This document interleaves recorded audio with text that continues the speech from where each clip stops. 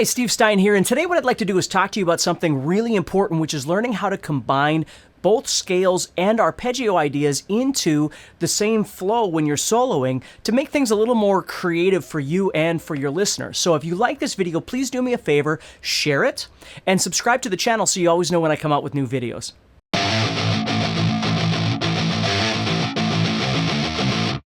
Okay, so let's take a look here. Let's just look at an E major chord. Okay, and it doesn't matter where you play it, just a plain old E major sound. Now, most of us, when we would go to solo over something like this, the first thing we're going to do is go, well, where do we know E major, right? So you might come up here and play, or you might go down here. And again, it doesn't make any difference. Any of those things are going to be just fine. The point is oftentimes when we play, when we're using a scale, everything that we play tends to sound very much like a scale, and it sounds less creative like a solo. So what I want to do is talk to you just about a couple of different things and see if this will help you in maybe visualizing your fretboard a little bit differently, and I will be using the E major chord as our example. So let's say, for instance, we just took our E major scale. I'm going to be using this right here.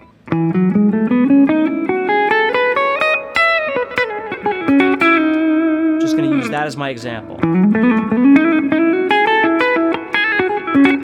Now, if I'm playing, again, what I'm going to do is I'm going to try and think a little bit about the chord that I'm playing over. For instance, if I've got this E sitting right here, I'm going to want to think about the root and the third and the fifth. And those are kind of my comfort places that I can go within the context of my solo.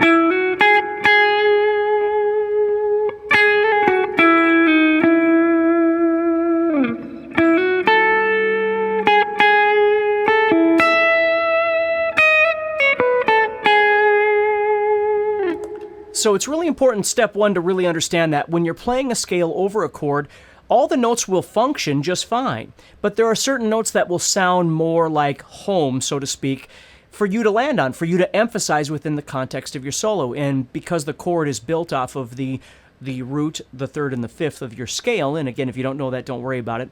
But in this case, I'm playing an E chord, so an E major, so it's E, G sharp, and B. Those are my three notes. So I want to be aware of where they are in my fretboard, whether it's because I know all my notes on my guitar, or whether or not it's because I've memorized, various chord or arpeggio shapes or something like that, and I know where they're at. Either way is perfectly fine. But I want to be aware of that. So instead of just playing your scale and just moving around, what you start doing is trying to give yourself a little more directive movement towards those notes, the root and the third and the fifth. Well, when you do that, you wind up with a shape we call an arpeggio. So oftentimes you may have seen this before. If I played this right here.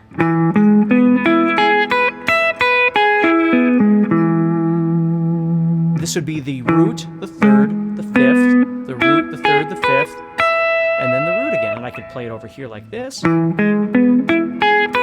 this. Okay, there's lots of different places that I can go to play these notes.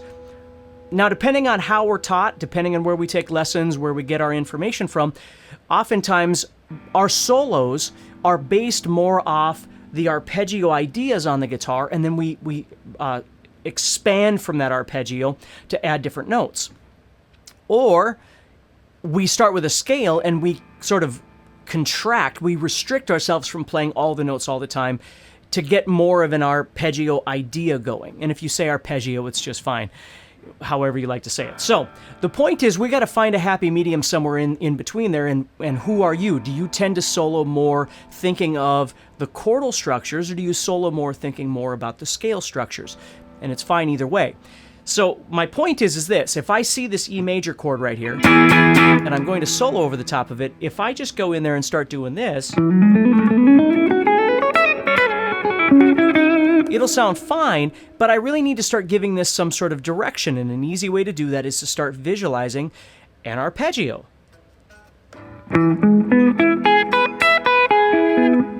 So as I'm playing through this scale,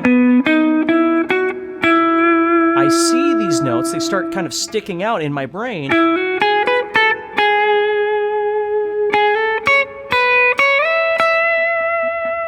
Now, at this point, Again, I could go anywhere I want on the fretboard, but what I want to do is I want to start thinking about coloring this up a little bit. So at any point, if this begins to get a little confusing for you, you can always stop and just work with one of 2 things or 3 different things or whatever. So the first thing is learning how to see. I'm going to give you a couple of different things to memorize here.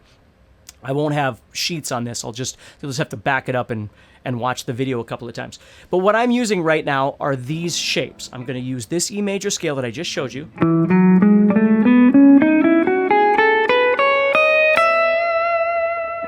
And then what I'm going to use are a couple of different arpeggio shapes. The one I'm going to use over here, I'm going to start on the 7th fret of the 5th string with my pinky. I'm going to play 7, then 6, then 4, then 5, then 4. Now I can also play the 7 here, which can lead me up to the 12 here. So if you think about it, I've got this shape right there. The other one I'm going to use is this one right here that I was just playing. I'm going to play 7, 11, 9, 9, 9, and then 7, and then 12. Now you can see how I could connect from this one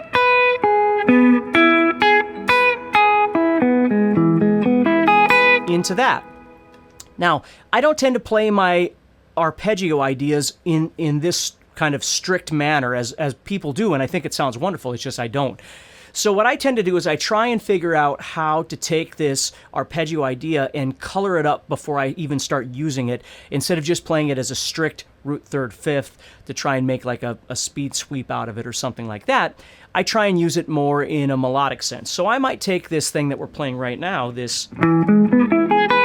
shape right there, and instead of just playing it as the root 3rd 5th, what I do is I start adding in some color notes. And the first one that I really love to add is what we refer to as the major 7th, which if you're in the key of E and you're playing an E, it would just be a half step down from the root. And it's a really nice note because it adds a lot of color.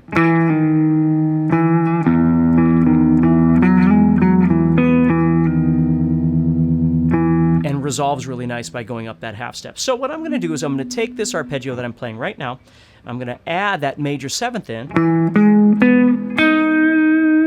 right there. Okay? And I'm not going to add the root back in, but I do know that the E is sitting right there. And you'll see I'm adding it back here on the 11th fret as well.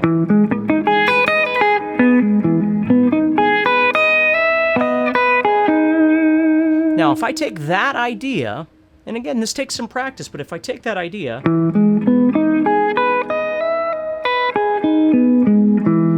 and instead of just playing it all the way up and all the way down, I just visualize that that is sitting there along with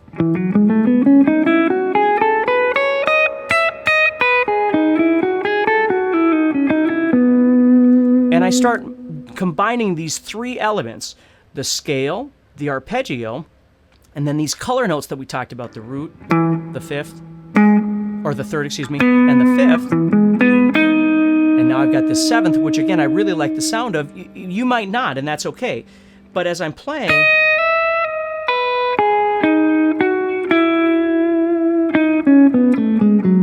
see, there's a scalar run. So if I was coming off this, I might run into a little bit of an arpeggio at the end of that to break things up.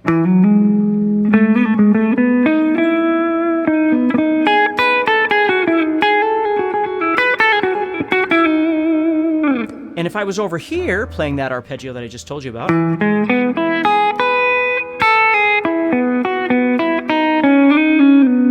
I would do the same thing.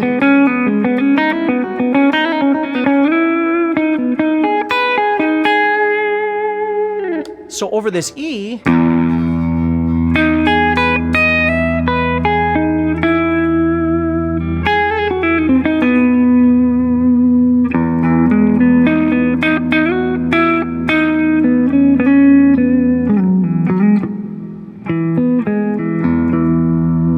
see, just kind of screw around with those sounds.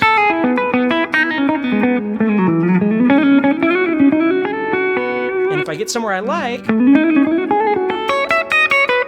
I might start using some sort of arpeggio.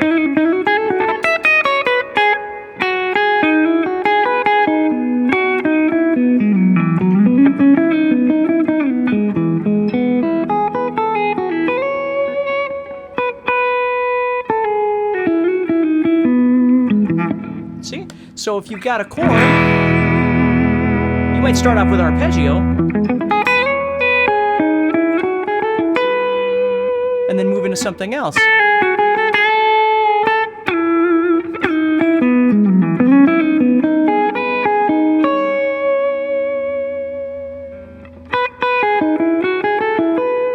Now again, I don't just want to sit and noodle and waste your time, but the point is, this is what I'd like you to try and mess around with a little bit, is learning how to visualize both of these things.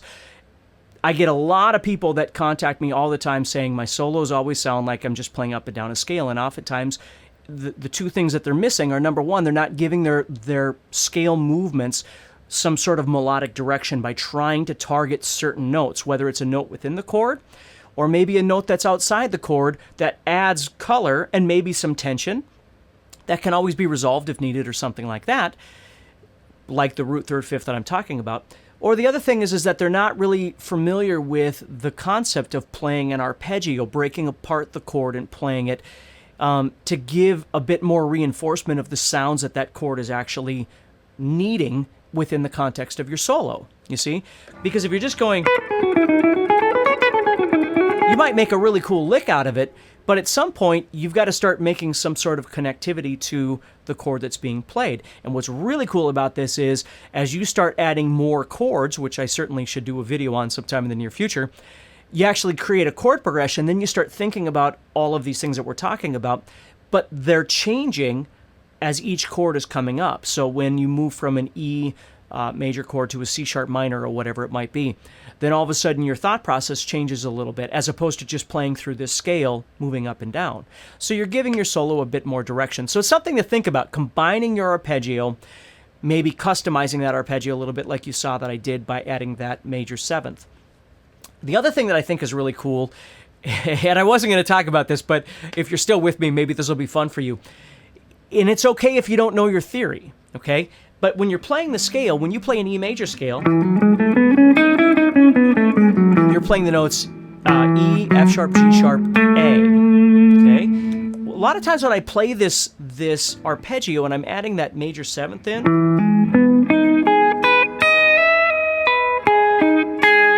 when I add this fourth note here,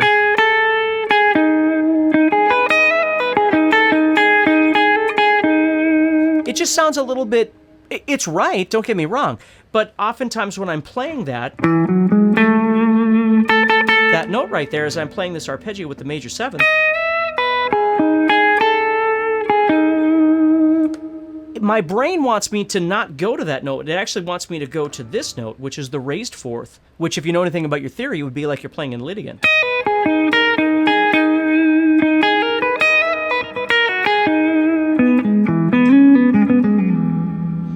Now again, this causes confusion because people go, well, what if your song isn't in Lydian? Or if you play that raised fourth or that sharp four, then, and it's not right, then do you have to commit to that sharp four all the time? And for me, it's no. It's all about sound. Like if you're playing over an E chord, you decide you like,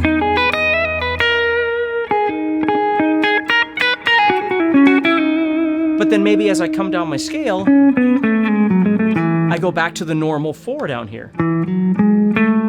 Right there, I'm just going to an A. We're up here, when I play that arpeggio, I play that raised fourth sound.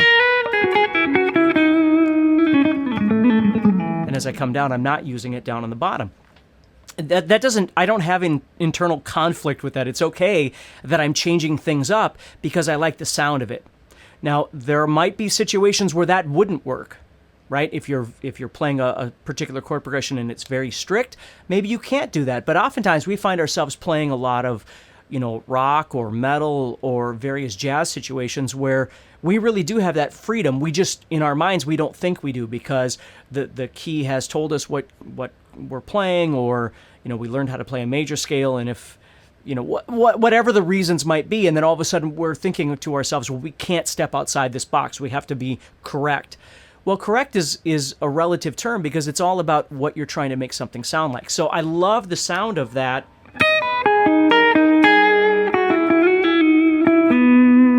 That raised four, I just think it sounds wonderful. So I would use that in my playing.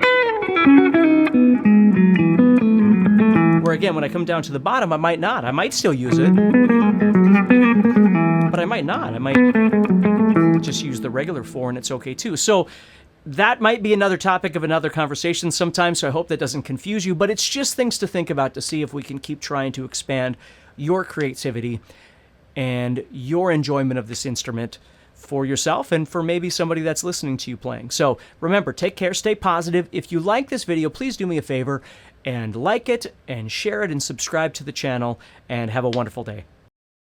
Hey, this is Steve Stine from Guitar Zoom. Thank you so much for watching this video. If you enjoyed it, please do me a favor, like it and share it, and also make sure that you subscribe to this channel so you're always notified when I release new videos.